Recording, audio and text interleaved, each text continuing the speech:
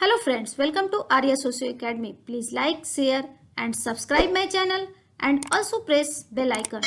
कैसे हैं आप सब? उम्मीद है आप सभी अच्छे होंगे। पिछले एमसीक्यू का क्वेश्चन का आंसर पहले हम लोग देख लें। क्वेश्चन क्या था? भारत के जौनसारी बाबर खस जनजाति में किस प्रकार की विवाह प्रचलित है? विवाह पद्धति किस तरह की है? किस जनजाति में पूछ रहा है? खस जनजाति में पूछ रहा है। ऑप्शन ए है एकल विवाह, ऑप्शन बी बहु विवाह, ऑप्शन सी बहुपति विवाह, ऑप्शन डी बहुपत्नी विवाह। तो खस, खासी, गारो, नायर और खस जनजाति ये क्या है? मातृ सत्तात्मक है। और दूसरी बात है कि यहाँ बहुपति विवाह पाया जाता है। तो 11 का आंसर हमारा यहाँ हो जाता है सी। जिन्होंने सही आंसर दिया उसको वेरी वेरी थैंक्स और कंग्रेचुलेशन कि वो पढ़ रहे हैं और सही दिशा में पढ़ रहे हैं। और जिन्होंने नहीं दिया है उम्मीद करती हूँ कि अगली बार से उनका भी आंसर आएगा। तो चलिए शुरू करते हैं आज का एमसीक्यू। क्वेश्चन नंबर 1, भारत में ऐसे परिवार किस लोगों में विद्यमान हैं जहां स्त्री विवाह उपरांत अपने पति के घर जाने के बजाय अपनी माता एवं मामा के साथ ही रहती है? ए टोडा, बी खांसी, सी संथाल, डी नायर। तो यह कब संभव होगा? जब परिवार क्या होगा? मातृसत्तात्मक होगा, अर्थात शादी के बाद क्या है वो ससुराल न जाकर अपने मायके में ही रहेगी। तो यहाँ खासी जनजाति में इस तरह की व्यवस्था देखने को मिलती है। तो फर्स्ट का आंसर हमारा यहाँ हो जाता है बी।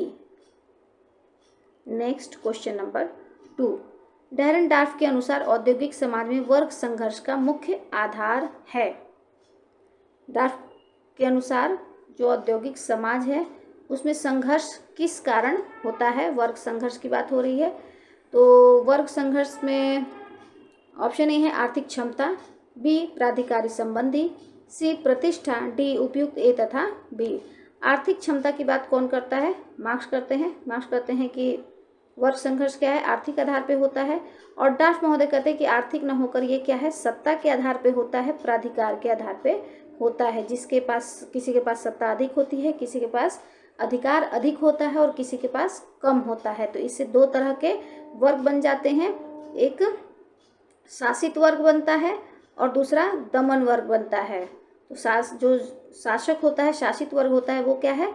इस पे दबाव बनाता है और इसी दबाव के कारण समाज में एकरूपता होती है और या संघर्ष होता है। तो ये कहते हैं कि और इसे ही हम क्या कहते हैं? इस दबाव को ही क्या कहते हैं? दबाव का सिद्धांत। कभी कभी पूछता भी है एग्जाम में कि दबाव का सिद्धांत किसने दिया था। और आपको इसका उत्पीड़न का सिद्धांत भी कहीं कहीं कहते हैं इसे। तो ये भी डार्फ से संबंधित है। तो यहाँ हमारा 2 का आंसर मिल जाता है यहाँ B. Next question number 3, Bharat के राष्ट्रपति द्वारा संविधान के किस अनुच्छेद के अंतर्गत अनुसूचित जातियां एवं जनजातियों की सूची तैयार की जाती है? पिछले वीडियो में हम लोगों ने अनुसूचित जाति और जनजाति से भी संबंधित बहुत डिटेल में जो अनुच्छेद विशेषकर इनसे संबंधित हैं उसके बारे में हम लोगों ने देखा था। तो उसका फॉर्मूला आई थिंक याद हो गया होगा और जिन्होंने नहीं नोट डाउन किया वो प्लीज़ नोट कर ले, आगे उनके लिए बहुत अच्छा रहेगा। तो क्या फॉर्मूला था हमारा? लारा रसा कु ऑक्ट। तो यहाँ कु ऑक्ट जो है ये 340, 341 और 342 है। तो यहाँ ओ से हो गया, ओबीसी से संबंधित। तो ओबीसी से संबंधित यहाँ नहीं पूछ रहा हमें, अनुसूचित जाति और जनजातियों की बात कर रहा है। तो सी से यहाँ हमारा फॉर्मूला बनता है एससी से संबंधित और टी से है एसटी। तो ऑक्ट में क्या है? ये जो जो सूची तैयार की जाती है राष्ट्रपति के द्वारा, तो ये क्या है? 341 और 342 के अंतर्गत आती है। अगर ओबीसी से की सूची की बात होगी तो ये किसके अंतर्गत आएगी? 340 के अंतर्गत आएगी। तो हमारा आंसर 3 का क्या बन जाता है यहाँ? बी। नेक्स्ट क्वेश्चन नंबर 4, अनुसूचित जनजातियों के लिए किन गंभीर समस्याओं का निराकरण यथाशीघ्र होना चाहिए? यहाँ अनुसूचित जनजातियों की समस्या पूछ रहा है। ए अस्पृश्यता, बी निरक्षरता, सी सामाजिक पृथकता, डी बी तथा सी दोनों। तो अस्पृश्यता क्या है? मुख्य रूप से एससी से संबंधित है और एसटी में निरक्षरता कम होती है और सामाजिक पृथकता भी पाई जाती है, वो समाज से थोड़ा सा अलग थलग रहते हैं। तो ये दोनों इनकी क्या है? ये इनकी समस्याएं हैं और इसका निराकरण करना चाहिए। तो 4 का आंसर हमारा यहाँ हो जाएगा डी। नेक्स्ट क्वेश्चन नंबर 5, निम्नांकित में से कौन सी विशेषताएं समाज की अनिवार्य विशेषताएं हैं? ए मूर्तता, सी अमूर्तता, बी अमूर्तता, सी समूह की लघुता, डी घनिष्ठ संबंध। यहाँ क्वेश्चन को ध्यान से देखिए, ये पूछ रहा है समाज की विशेषता पूछ रहा है। तो समाज की विशेषता क्या होती है? यह अमूर्त होता है। तो हमारा आंसर यहाँ हो जाएगा बी। मूर्त क्या होता है? एक समाज की विशेषता है। समाज और एक समाज में मैंने अंतर बताया है, इससे संबंधित वीडियो है, वहाँ देखिए। तो समाज क्या होता है और एक समाज क्या होता है, इसके बीच में आप डिफ्रेंसिएशन कर पाएंगे। और समूह की लघुता, यह एक समाज की विशेषता हो सकती है और या इसे प्राथमिक समूह के रूप में भी जानते हैं। घनिष्ठ संबंध, यह भी प्राथमिक समूह में जाता है। तो हमारा समाज की विशेषता पूछ रहा है, तो इसके अकॉर्डिंग हमारा आंसर क्या हो जाता है? अमूर्तता। अमूर्तता को किसने बताया है? रूटर महोदय समाज को अमूर्त मानते हैं। तो 5 का आंसर हमारा यहाँ हो गया बी। नेक्स्ट क्वेश्चन नंबर 6, निम्नांकित में से सत्य क्या है? ए समाज व्यक्तियों का एक समूह है, बी समाज एक समुदाय है, सी समाज एक सामाजिक संबंधों की व्यवस्था है, डी समाज एक प्राथमिक समूह है। तो यहाँ पूछ रहा है कि सत्य क्या है, अर्थात समाज से संबंधित यहाँ सारी स्टेटमेंट्स है। समाज व्यक्तियों का एक समूह है। समाज को बहुत से लोगों ने समूह के रूप में भी देखा है, समाज को अंतःक्रिया के रूप में भी देखा है। लेकिन यहाँ क्या है? समाज एक समुदाय है, यह बिल्कुल नहीं है। समाज एक समुदाय नहीं होता है, समाज के अंतर्गत एक समुदाय हो सकता है। समाज एक सामाजिक संबंधों की व्यवस्था है, यह बिल्कुल सही है। एक्चुअल में जिस समाज का हम अध्ययन करते हैं समाज शास्त्र के अंतर्गत, वह समाज का मुख्य विशेषता क्या होती है कि सामाजिक संबंधों की व्यवस्था होती है और समाज के अंतर्गत हम सामाजिक संबंधों का ही अध्ययन करते हैं।